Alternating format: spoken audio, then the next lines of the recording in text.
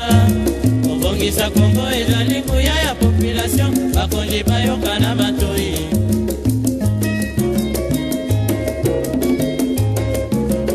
Kobongisa mboka eponi motu te moto nyonso na mosala.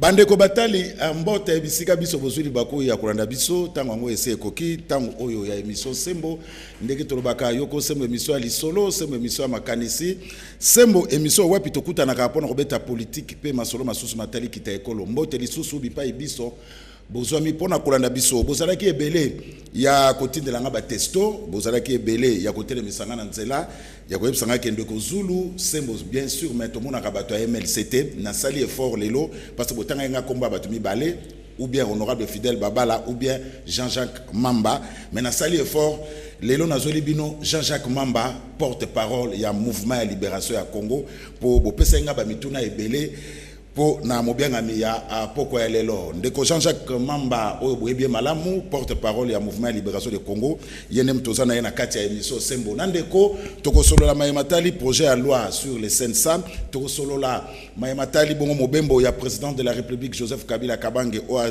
azaki na kananga lelo akomi na Mbujimai tokosolola ba sanction ya Union européenne tokosolola présentation à budget pas wapi ils allaient bon déclarer recevable dans Assemblée nationale pe début opération d'enrôlement wana pe ezali au pesimbo aboyi pour na sala ki tour il y a quelques centres ba côté mususu ezali sokoza na carte d'électeur te ozana identité te bazo senga 2000 francs scandale mutoya depuis 7h du matin ti tamsusu pe asali 3 jours 4 jours azozwa carte d'enrôlement donc ouais donc carte d'électeur à sikazo so yangote ngamoko na mona kana miso atuka côté wana Corneille nanga musale zo sala mama lamuté to solango pe to beta yango c'était na mobenga mina biso ndeko Jean-Jacques Mamba mbote ezali mbala liboso na yambo la émission Sembo sur demande ya ba téléspectateurs ndeko Jean-Jacques Mamba boni mouvement de libération ya Congo tozali malamu toza ko se préparer na Italie élection na Italie opération enrôlement. Donc, tout appelé qu'on se préparer dans le ministère pour la la jeunesse pour tout bongi saba jeune base à l'aérotélément pour la maramozali koya donc partie est bien et le romo ya ma bezate car n'engage à la partie ba difficulté à la partie nion mais il n'y a pas de difficulté majeure awa ou yozo ala et pour mériter ça l'objet émission donc il n'y a aucune difficulté majeure. Ah Jean-Jacques Bamba en tout cas les lots et aux européens mais les gens vous pointent du doigt MLC se communiquer vraiment. N'était secrétaire général à MLC, Madame F. Bazaïba. À part la chaîne Nabino, vous communiquez Penzate. À quoi est dû cette léthargie? Bon, ils ont dit pénal léthargité. Au moins, il est l'autre solo, il y a eu des embaladibosso et un émission. Sur demande à vos téléspectateurs. Les embaladibosso et un émission. Mikolo Yoyebi communiquer, c'est une très bonne chose. Il faut pas de la communication. Un parti politique vit de la communication. Mais il faut que vous ayez un sujet où vous allez communiquer. Tout ça, période où on a compris que vous flottante. Na ndenge nini tozali na makambo ya sensa toza kozela na yo kiango lobi to solo na émission tozali na makambo ya ba enrôlement tozali na makambo ya question ebeleza pendant to yoka makambo kasa et tout ça to communiquer na ba chaîne ya biso ngamo na zaki na télé 50 bande comme soupe bazaki na ba chaîne mususu au peut-être yo landaki ba chaîne wana te mais il faut aussi éviter ba communication redondante c'est-à-dire ezapé na ba tumsu to mona bango chaque jour na TV lundi mardi jeudi te biso to communiquer ka auto bengi na lopoto utilement c'est-à-dire ceux qui makamaro lo bezali to lobby ceux qui makamaro lo bezali te to préférer to travailler na communication interne to solana na bande quoi parti ba jeune ba structure pour to bon na makambo etali mapona. Mais comment se comporte le MLC sur le terrain, Jean-Jacques Mamba? Sur le terrain, MLC santé la Mozambique.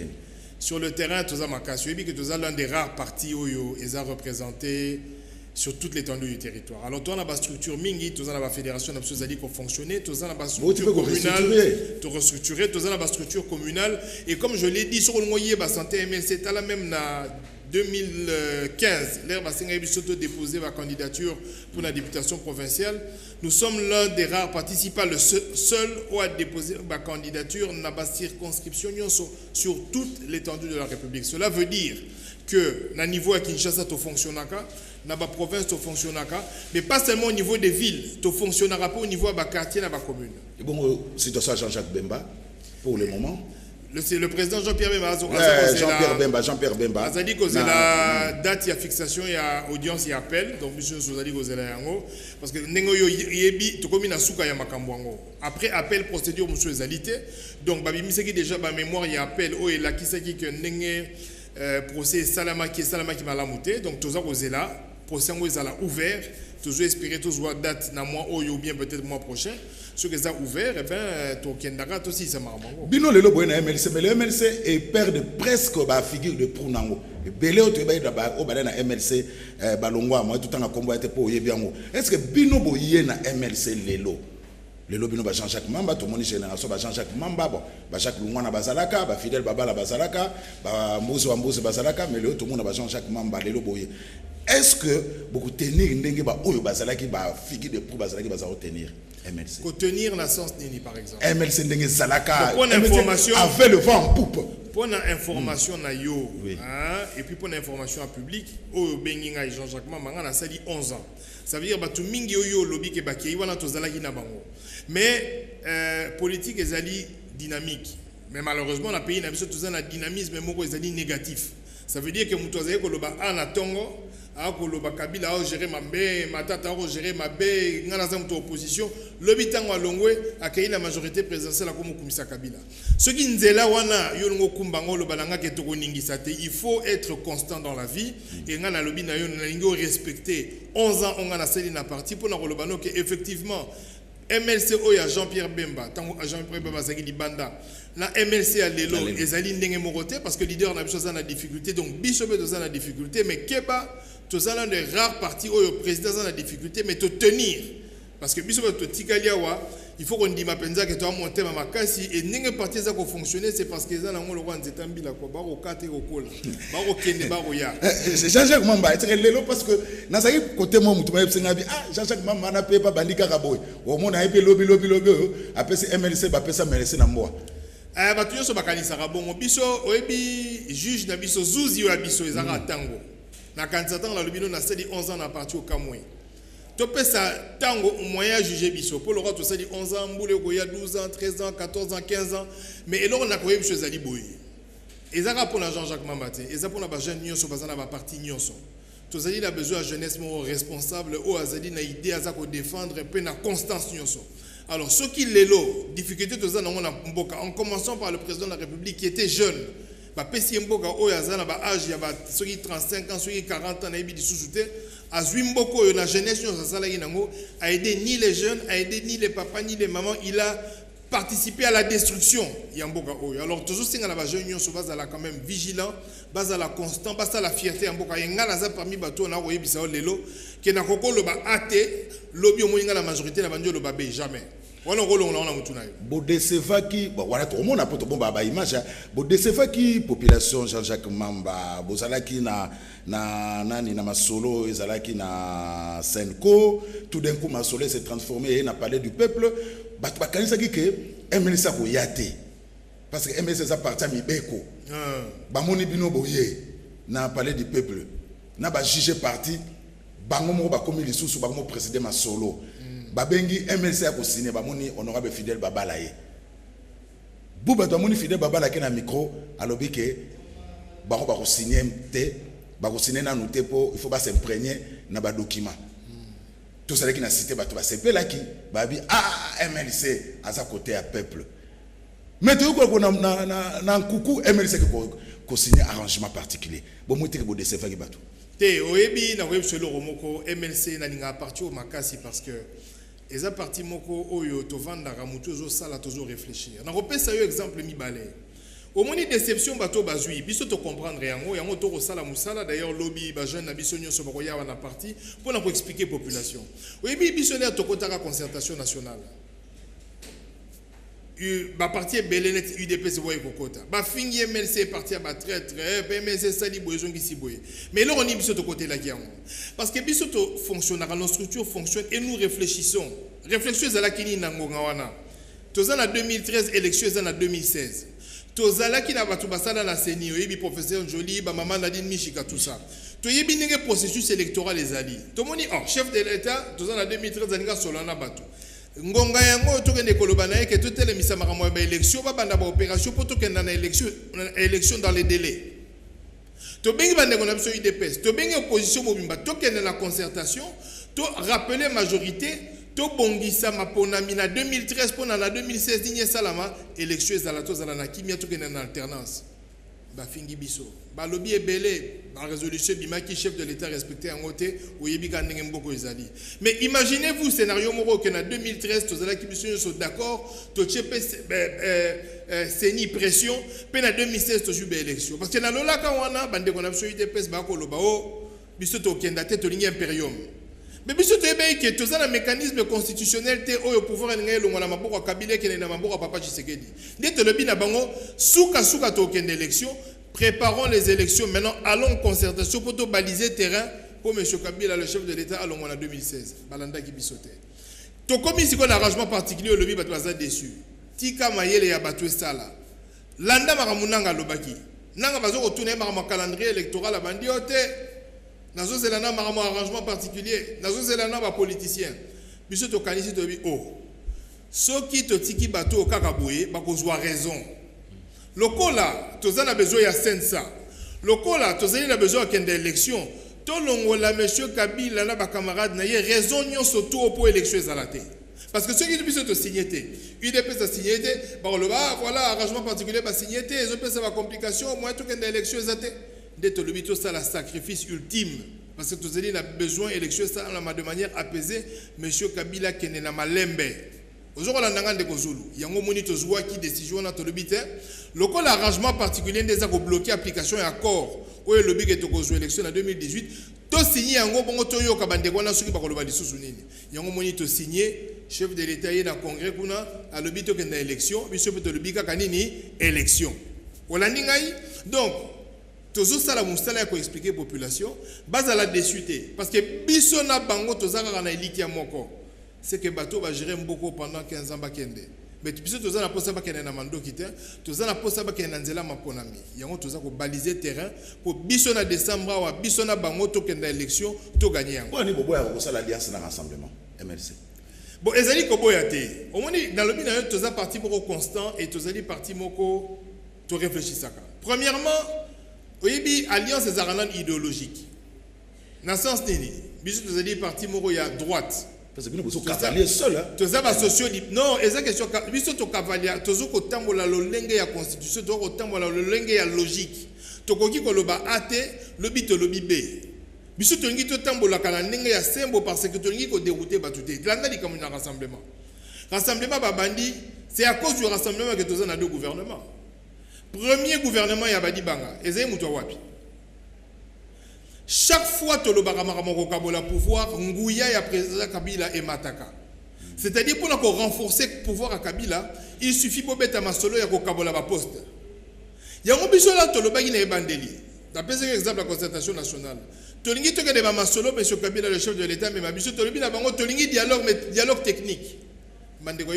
Jamais technique, il faut Kabola pouvoir. Or, to yebi que na partage de pouvoir, to zongi c'est la Kabila Ngouya. Pour yendem to signaka yenda le baka nazana posa 5 non nazana posa 4 non pour ya pono ya mutu alingi pouvoir discrétionnaire to boya ki kozongi sele nguya wana nde to lobaki lokola ba gérera ki 15 ans to signer ba accord biso to zwa sensa to contrôler bango ba même biso na élection mais UDPS ta rassemblement ba okai biso te au moins ndenge Kabila panzi bango a salina nu abanina na badi banga sisi na badi banga jusqu'au Chibala Chibala Zala qui porte-parole du rassemblement. Mais les loba kabwani. Biso toboyi makambwana. Parce que tout ça l'expérience il y a Mayele et chef de l'État. Tu es chef de l'État sur Azora Mayele na yona à côté on a marre développement mais les tout comme musika. Azana Mayele il y a politique il y a mabé. Pourtant biso to gagner la concertation nationale azui biso ndekotoma luaka les lokoma la majorité azui biso jamais kambinga azui egwake. Yé na bilo wana profiter kapona kopanza ba parti donc to lobaka na bango ba boy koyoka biso tala le passe to zali yango biso to lobi boy o to lobaka na 2013 na circulaire o to salaka na bureau politique que to za intéressé na pouvoir té yango na 2017 to zo continuer ko loba to lingi élection pour pouvoir biso to kozwa et kozalaka na sima mapona Jean-Jacques Mamba nazo rappeler na ba téléspectateurs que semba lelo to yambi ndeko Jean-Jacques Mamba porte-parole et à mouvement à libération à Congo sur demande, il y a à téléspectateurs. Jean-Jacques Mama, on vous accuse aussi le MLC, vous êtes majoritaire dans l'Assemblée professionnelle à Kinshasa, bino MLC, mais les lots, t'as la place Kinshasa est commis. Babi MLC, député professeur MLC, Bazo Sala et le côté incapable, député professeur MLC, il y a aussi la même motion, il y a défiance contre le gouverneur. Kinshasa ba immondise, Banzela Mabe, mais Bino MLC, Bozali majoritaire dans l'Assemblée professionnelle à Kinshasa. Est-ce que vous contrôlez le député professeur Nabino? En tout cas, Naningina Senga Bolimbisi. Namutuna Wana. D'abord, Bolimbisi na population, parce que Baza vivre dans des conditions médiocres. L'Assemblée provinciale les alliés législatifs, les alliés locaux dans l'Assemblée nationale. Ndenge Kinshasa est rotambola, ndenge Congo mobimeza rotambola. Tout le Congo est sale, tout le Congo a dans la courante, na Congo misal les athées, mais tout dans l'Assemblée nationale. Parce que l'exécutif, c'est-à-dire le gouvernement, aux yeux à Mozito, aux yeux à Matata, je veux dire au niveau national, aux yeux du gouvernement au niveau provincial, basali efficacité. Donc il faut faire la part des choses entre au bazako exécuté, na oyo bazako légiférer.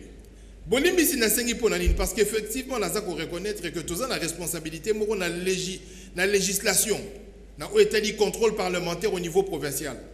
Effectivement ngai na ba réunion na biso l'air tozaka na ba député na biso tolobaka na bango likambwana makasi.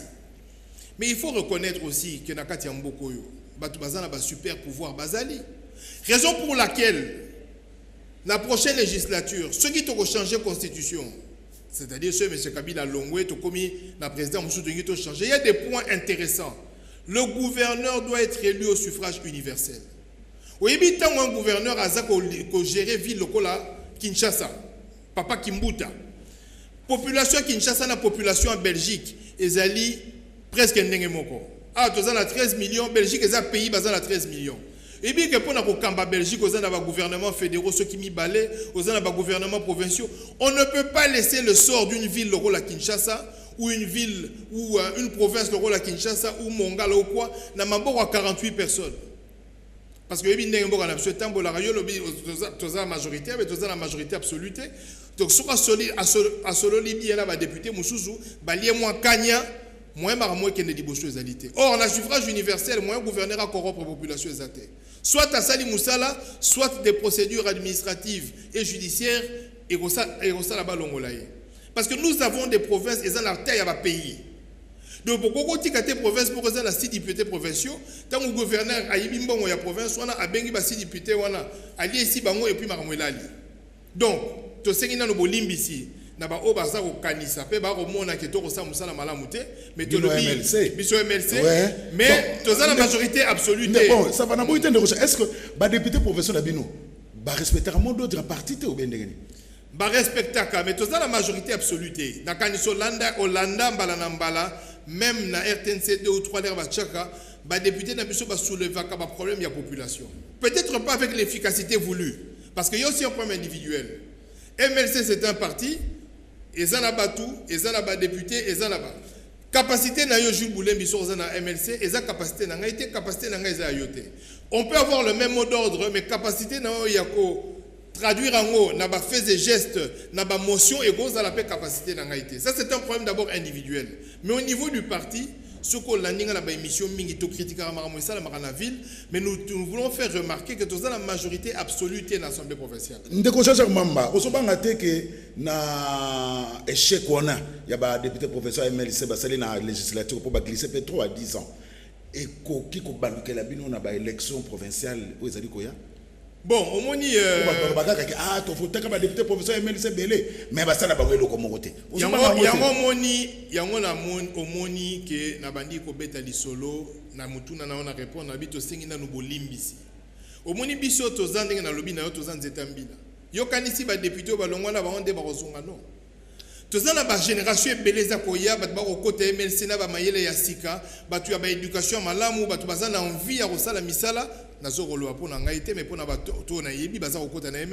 on va mieux que Bandeko Bakolonga. Donc cette fois-ci, Bolandé peut être comme un critère, c'est-à-dire Mikolo yo l'air tozo kende élection, sur aux alliés mutua probité, aux années efficacité, te bakwa lignoté. Oyebi élection il y a 2006 ndeko Zulu. Combien de bâtiments baluka même na banda ku poza na député provincial bazoye baté ku mustala de balingi ku toute élection et ça na bâtiments ba bima ba député provinciaux nationaux avant ni nanda ku ba cheki kombo na yebité asala même pas campagne effet fourmi abimi député et après na ko fingate et ça pour na koloba que cette génération là est passée. Ce temps-là, oyo mutokoya amoni fourmi a voté essayer l'éki. Si vous avez classé en fonction de bango, en fonction de bilan ya marambosi basala et en fonction ya koyeba na bango na témoignage na bango na kati ya communauté. Merci Jean-Jacques Mamba, porte-parole ya MLC, ye mobenga menabiso ya sembo ya poko ya lelo. Alors, na mobenga mi to commenter actualité, projet à loi sur les CNSA et Zoumela. Au président de Bibi Abaki en urgence.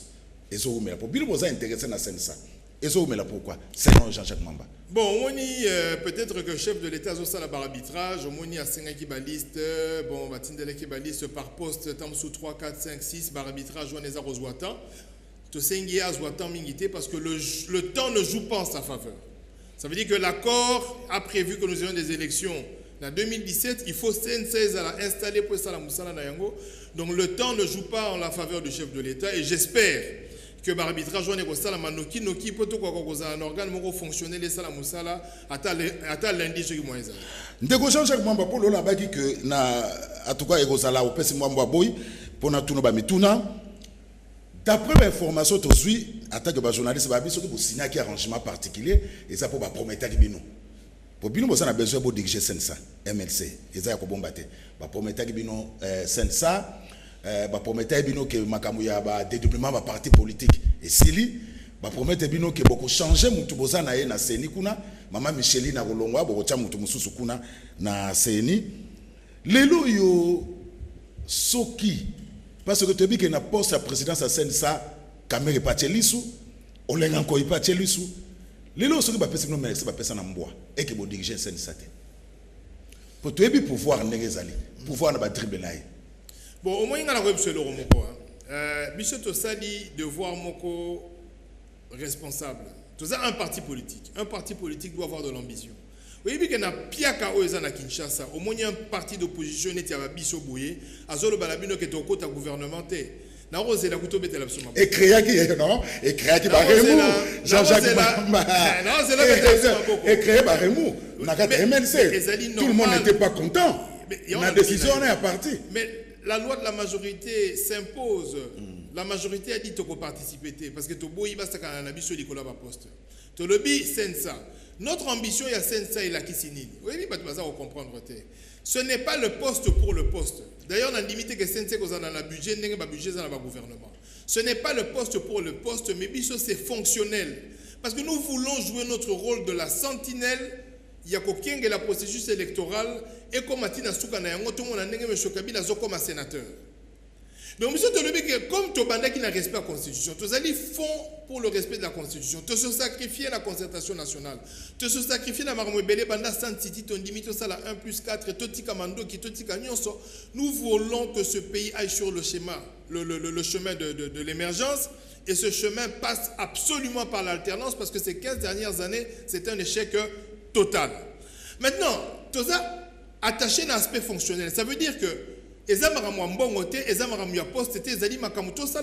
pourquoi? Parce que M. Kamere, par ailleurs, il a respecté tout ça, ils sont tous partie prenante dans le gouvernement. Imaginez-vous, ministre, petit frère Naye, Azali ministre, il y a PTNTIC. Yé Azasikoyo na Sensa. Ceux qui Sikoyo, Tolongo di PTNTIC, ceux qui par exemple, petit frère Azali ministre à budget. Yaza na Sensa, malversation salami na budget et élection salamité. Comment est-ce que Okoko Zala juge est parti? Ça veut dire Yomoko Zala Katia gouvernement et Yomoko se contrôler. Donc c'est tout à fait illogique. Tous ceux qui prétendent na poste en dehors du front pour le respect de la Constitution, baza partie prenante dans le gouvernement. Ça veut dire qu'on ne peut pas se contrôler. La séparation de pouvoir est un principe pour sacro-saint. Toujours vivre dans l'institution. Tous dans le Parlement, tous dans le gouvernement.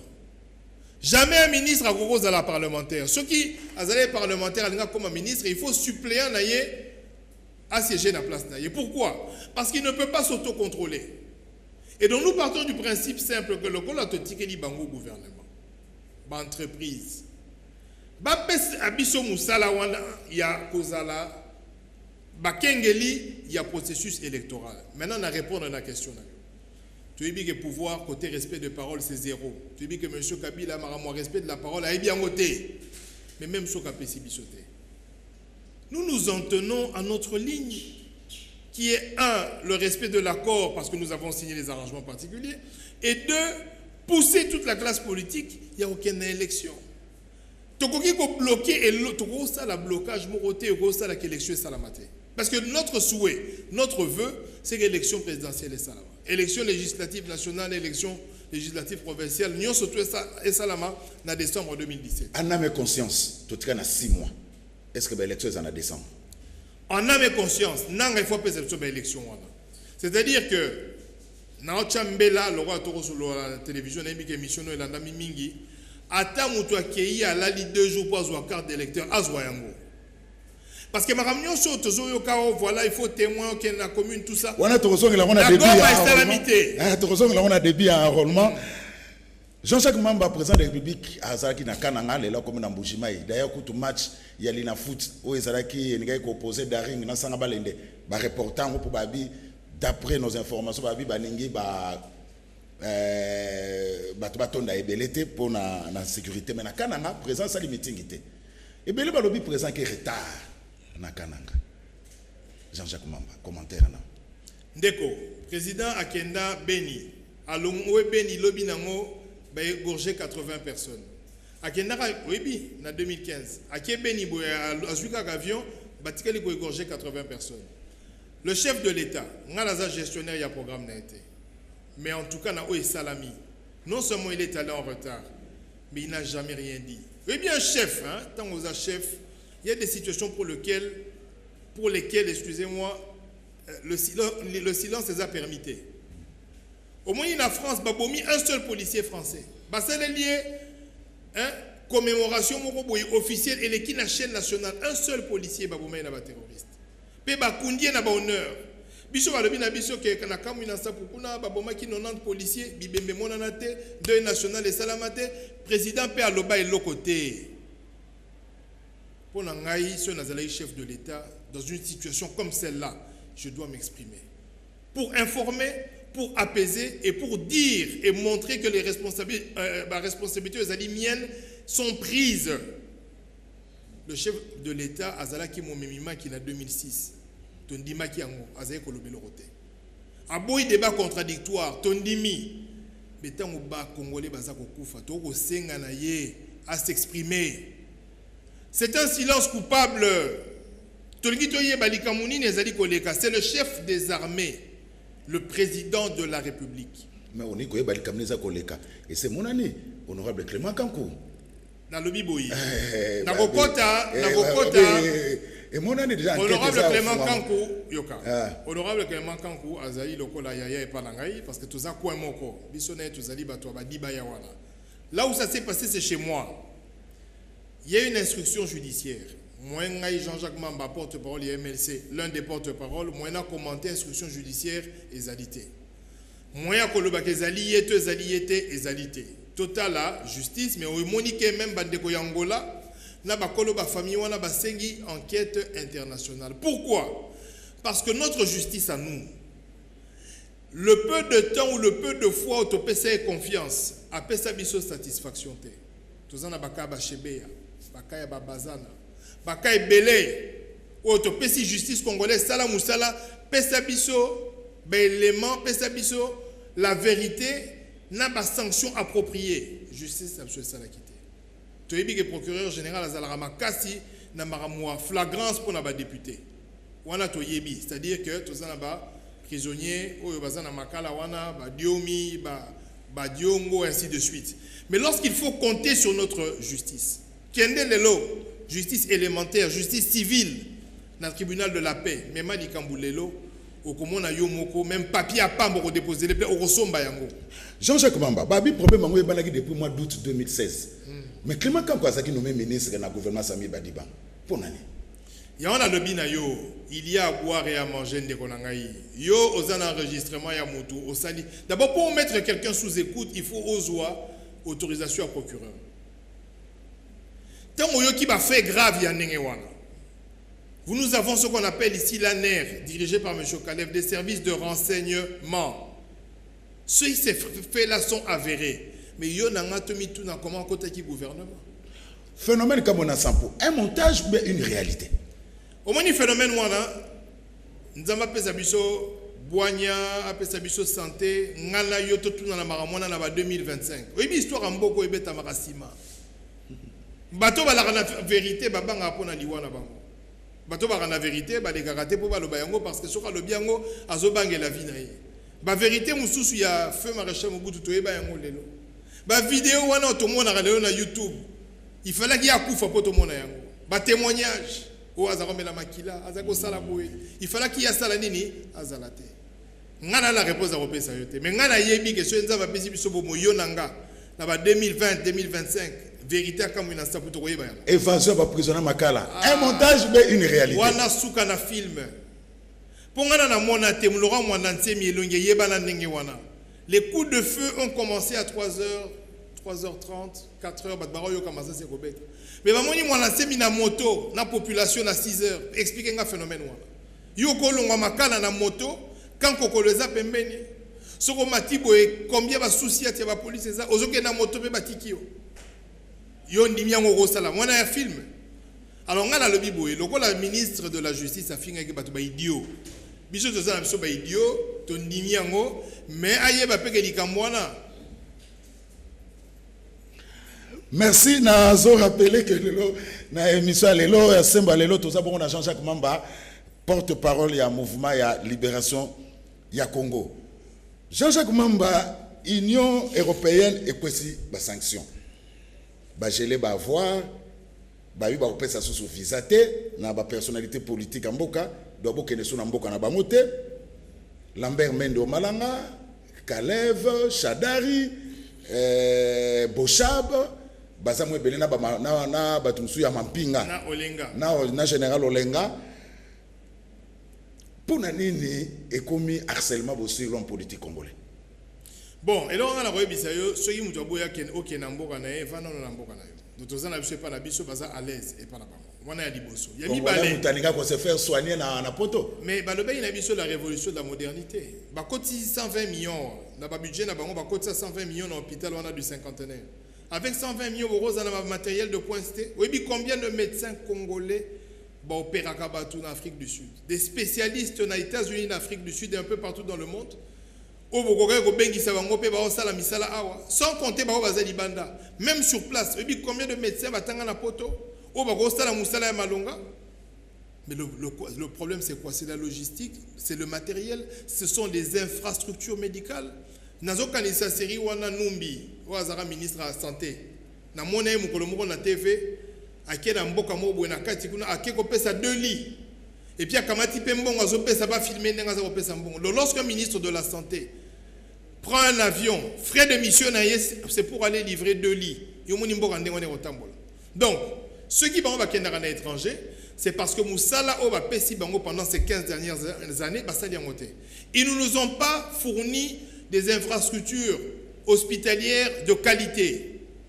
Et d'ailleurs, au Torobeta cinquantenaire, on a un budget ici 100 millions, mais ils ont fait un partenariat avec des Indiens, et ce sont ces Indiens-là qui soignent les gens. Tellement ma communication en langue, tout ça, et puis c'est cher. Donc, ceux qui vont à l'étranger, visa, c'est une occasion pour eux, pour soigner les médecins bien basé à Congo. Bon, tout cas, j'ai donc oui. Nani Gédéon plutôt, Gédéon Oyo à Katanga wana. Siko yo ba sanctionner pourquoi? Est-ce qu'il y a ça bien à poto? En tout cas, oui, sanction. Donc les cas par cas. Donc les cas par cas. Ah, Gédéon. Sanction est un sujet. Mais il faut pas objet zala. Yon dimi mutu azangi eloko ba ke no sanctionner. Ba ko gelé nini ce que zana eloko te. Donc sur zana eloko te na poto yekungu ça veut dire que ba pimeli ka possibilité à côté na territoire na bango. Mais na ba oyo bazana ba bien, je t'informe Ndeko Zulu. Ezana congolais mon côté officiel. Shadari Mende. Oyo salaire na ye ko ki ko permettre ya sombata lupangu na poto. Donc ce qui va saisir bien mon il y a dignitaire congolais na poto c'est de l'argent de l'État, de l'argent détourné. Parce que ce qu'on a salaire officiel de Chadari, à cause de son mandat qu'on a pototé. Surtout que, banda ko bien comme bazar employé, ce sont des maisons qui doivent acheter cash. Parce que ceux qui ont acheté, au reçoit crédit, il faut aller sur place au salaire. Parfois, tu as un salaire pour tomber en crédit sur 20 ans, 25 ans. Donc, s'ils ont des biens, de 1, ce sont des biens achetés cash, et de 2, salaire n'a pas justifié achat bien. Ça veut dire que c'est détournement. Ça veut dire que les gens au Congo, ils ont mindele. Pour mindele, ils vont saisir banda ko na ndenge ba saisir banda ka Mobutu. Et tu dis à bango. C'est-à-dire que les gens ont bino ba congolais, bopé sur ba mindele. Ndelo on ba sali. Chadara bandi na yeka musala na gouvernement badi banga pe abundi pour na kotia calme na kapitali phénomène kama na ça. Pour ne ba sanctionner par le Chadara. Yoka. Tous ont na bien. Ceux qui Chadari muto bandi kala mingité. Il a des biens en Europe, ça veut dire que ba bien wana sur asoma au cash, c'est des détournements. Maintenant tant aux zonga nga ma Chadari. Oui bi nazana la sengo ba sanction ngote. Ezate étant nazaro lobano boye, nazana sengo po ba sanctionner bango. Normalement, Eza dit que Soni Makasi. Un ministre dans son pays, Oyo ba jugé Nabatu a pays Moussoussou, qui a sali Moussala na ebienté, c'est du néocolonialisme, qui est occasionné par la mégestion. Oyo Kabila Kombibiso pendant 15 ans, Oyo sali qui est aussi la respect. Biloko na Mobutu même avant qu'on fasse Koboya. Aro gangela ba bejo mo nyaza ko lobana bango ke makamwana bo kipe makamambo na bino. Mais le problème c'est lequel? Tu ne peux pas être souverain sur les mendiants. Au Gogo, à la souveraineté, si tu tues ton peuple, au Gogo, à la souveraineté, ceux qui, au Yibara peuple, parce que tant qu'on reçoit le budget à Mboka, ça fait 15 ans, 40% du budget n'a pas été à Libanda. Il y a un moment où si batouana courage, avant d'y nanda, qu'on a eu mundele, à l'obi yo Chadari, au sein de Moussala Bienté, n'a sanctionné, yo il fallait que c'est parce que nous sommes un pays mendiant. Ou aussi le respect sur la scène nationale, sur la scène régionale et internationale. Parce que même Angola, pas comme le Balabiso. Aucun ministre des Affaires étrangères n'a pas. Oh, il faut une enquête internationale. Il y a des problèmes. Donc, quand même les pays voisins, comme le pays n'a pas la sens, ça veut dire que Mboka est à dissoute. Mende, le mal, et pas Mende. Pour défendre Agaka, régime, pas apporte parole au gouvernement. Mende, à l'obaki n'a pas la télévision, Ndengolanda, Série Wana, Keshebea. C'était un crime passionnel. Qui va coûter qui va capote, excusez-moi, va coûter qui va préservatif, Mende aloba maramwe belé, batba au kufa au ballon le roi aventure. Par le bané di Kambouboy, di Kambo salami bo abaloli. Na c'est pas la sanction moté pour naïe, mais et apprendre yé, parce qu'il y a quand même eu des pèses, et apprendre yé que l'orognon se zalara na soukana. Donc la sanction des hommes pour fragiliser le régime. Mais mon frère, on a sanctionné tout le monde. Kanyama. Et Bandaki na général Nabisotan au fort. Kanyama, ce sont des moyens de pression psychologique. Au moins, nous sommes vendus. Tant que nous sommes na bana bazana poto, à son bandako. Tant que nous gel des avoirs, mais il ne faut pas bimi sa famille dans l'andako. Babimi si bango bakangi ndako wana. Si vous avez 30 000 au Tindara, 30 000 mots, vous avez un compte pour na baliaka, bas 30 000 wana. Mais psychologiquement, est-ce qu'on sait la politique, madame? Jean-Jacques Mamba, Tozo Poussana, Babina Tkana 10 minutes. Tozo Poussana, Bruno Tibala auto présenté budget, ils ont déclaré recevable, mais Bato Ebele, Balobi même la cité, pour que tout le temps la cité, tout le temps oh Bato la cité, Balobaka, que Ebele Balobi ce sont des budgets irréalistes. Jean-Jacques Mamba. Bon, sur aujourd'hui budget wana, Azo se fondait sur renforcement et pression fiscale. Ça veut dire à lobby, le col a une fuite fiscale, il a déclaré un impôt dans l'État. Il a calculé son budget en accentuant la pression fiscale sur les opérateurs économiques. Mais Wapi place est irréaliste. C'est que ce qu'on a le niveau d'activité économique, ce qui a renforcé la pression fiscale et ressent la contraction. Dans le sens nini. Comme activité économique est liée à l'environnement politique. Ça veut dire que Batoupo va investir à long terme, va faire tourner Bambon na Bango, va retar la ligne politique et puis va remonter Mboka na Keba Keba. Là-bas, Oyo Mukeba Tikali, Oyo Bandimi, va ça là quand même, n'a pas condition de Zanango. Ce qui va accentuer pression fiscale sur bango, c'est-à-dire que ceux qui ont été agent mingi pour besoin de taxes, on a basani ni bakokanga. Chômage au salarié est augmenté. Combien de compagnies lelo basali ba congé technique, ba chômage technique na ba licenciement. Et belé.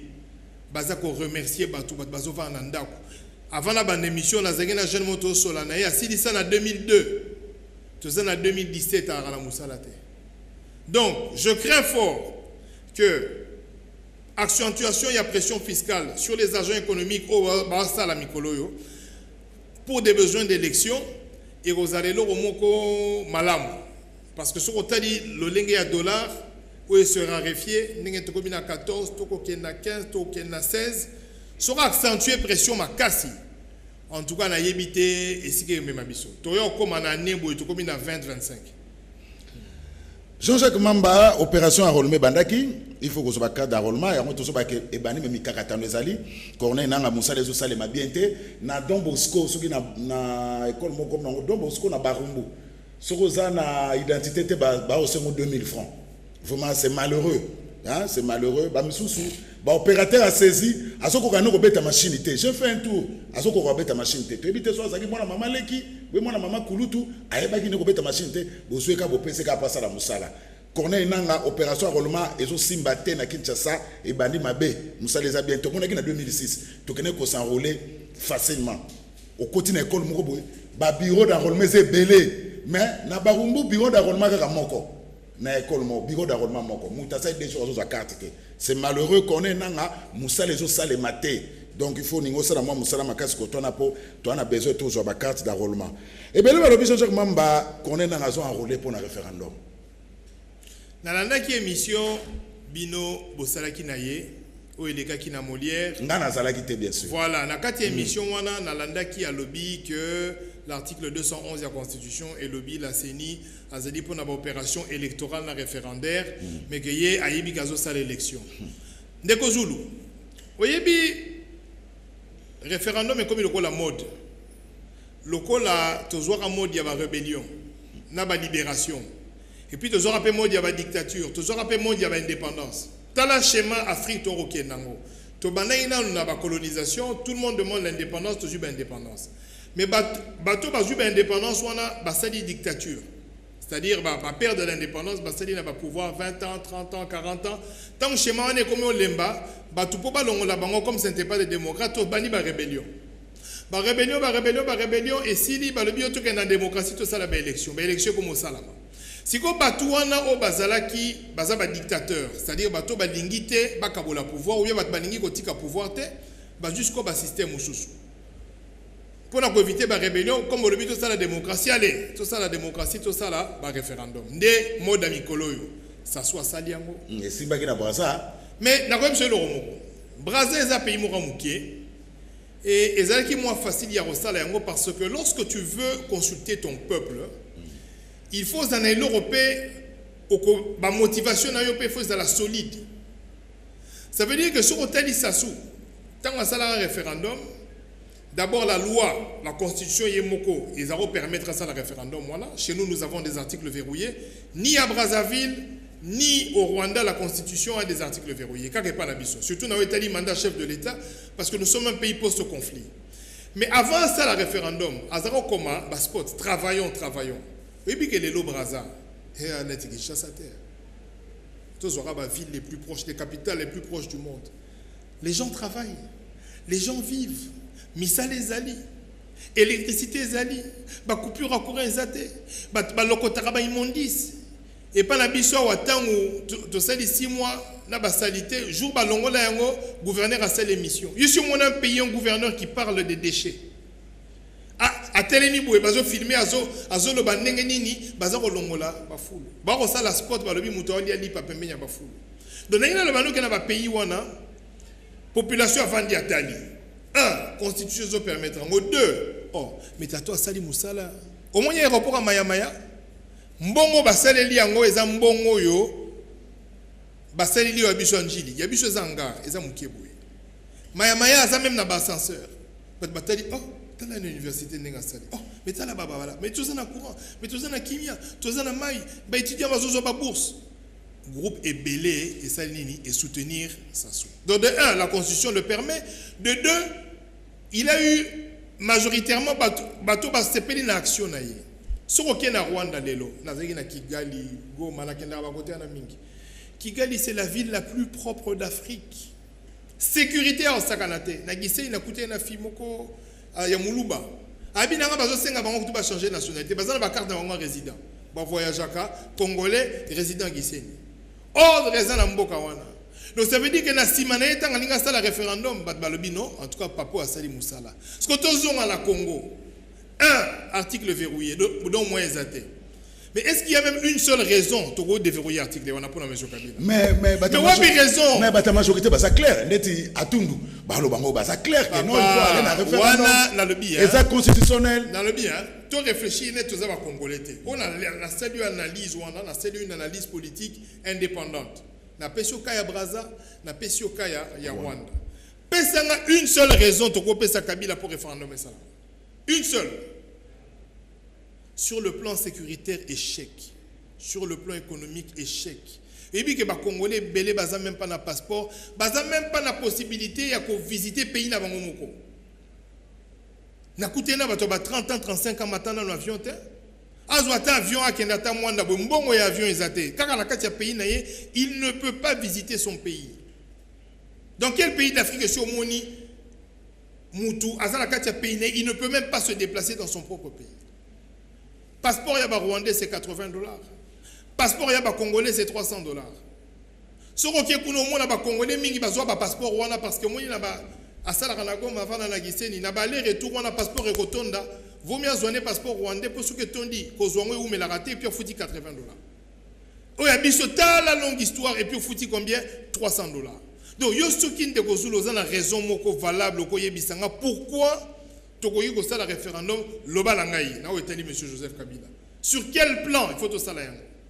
Tala boulevard. Nous Joseph Otoko Kabila ba chinois. Combien de fois ba bandeli triomphal? Combien de fois?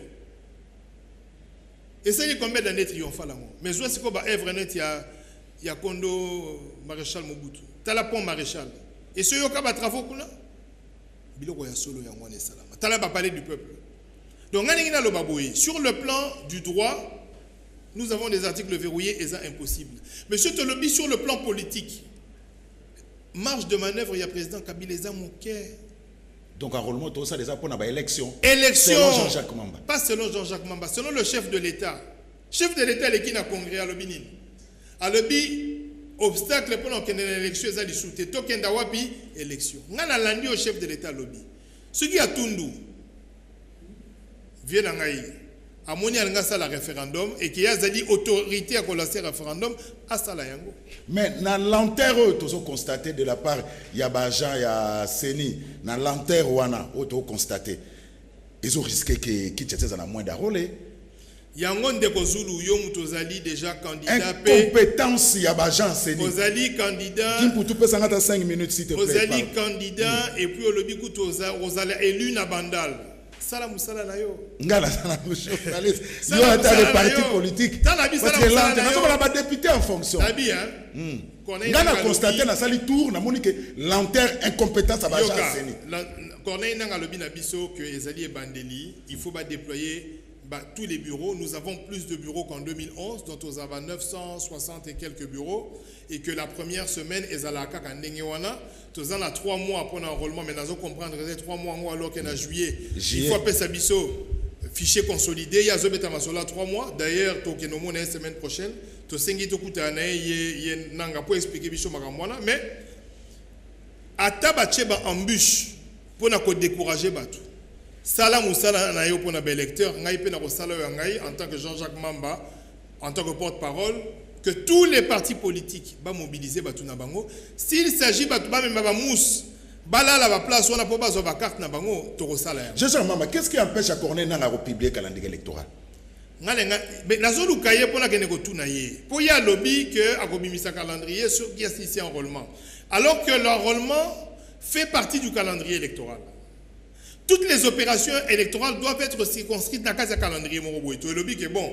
Tobani na boye, après tout ça l'enrôlement, après tout ça. C'est un calendrier qu'il est en train d'exécuter, mais il ne veut pas donner la finalité parce que va tout intéressé dans la présidentielle et on dirait à Zobangane ko le Bamaramona. Il ne peut pas faire une opération qui n'est pas inscrite dans un calendrier. À quoi même Abisso va écouter que voilà, tout ça là, on a repris sa calendrier, parce qu'il est déjà en train d'opérer. Pour 2006, c'est rapide avec quand même Apollinaire Malouman. Likambo, Tozali Nangwa, papa, Ezali Kamwa, élection présidentielle. Au moni biso tolingi bolamou ya Kabila, le chef de l'État Mingi. Biso Tozana Posanaye. Nous avons besoin du chef de l'État ici après son mandat. Ça veut dire que le président Kabila Longwe, président Sika Koti, président Kabila Zali Awa civil, pe batu bazana besoin au kabola d'expérience na yeba tout na yeba makambu pour avancement en boka, batu na ye à vivre comme n'importe quel citoyen.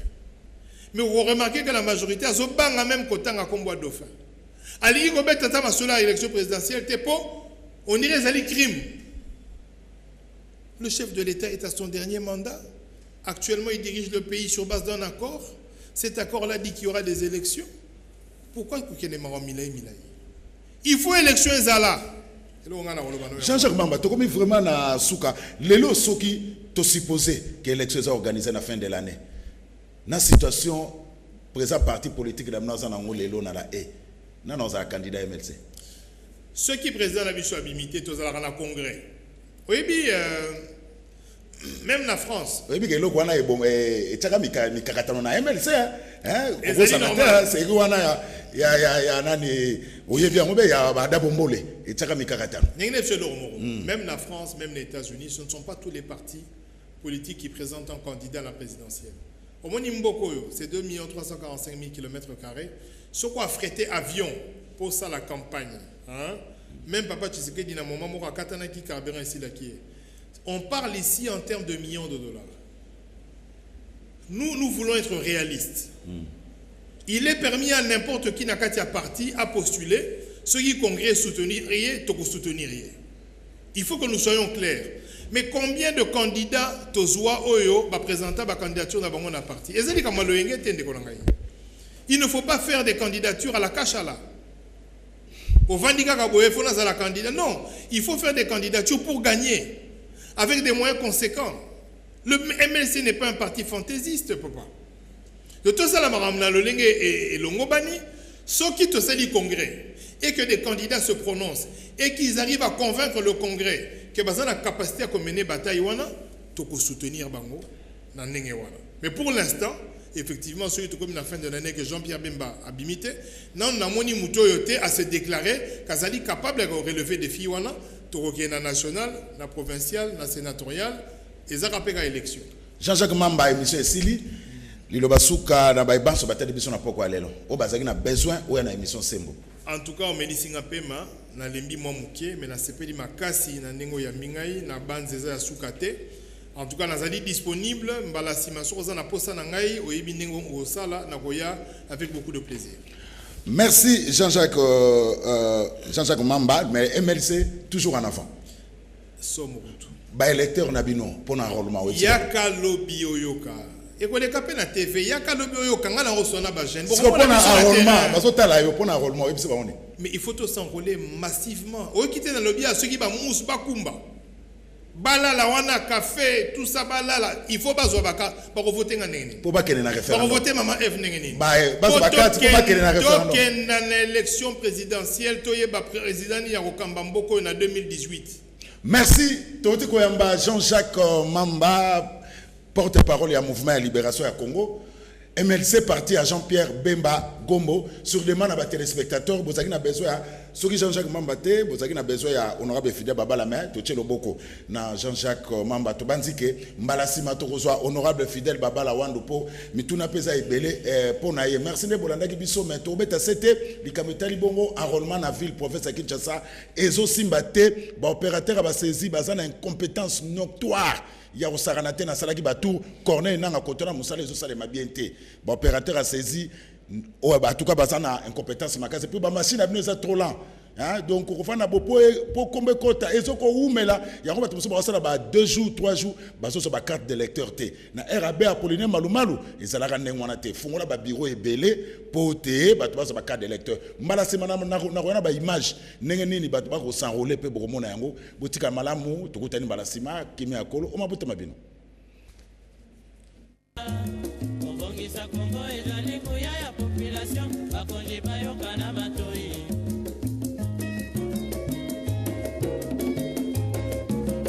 Kobongisa mboka eponi motu te moto nyonso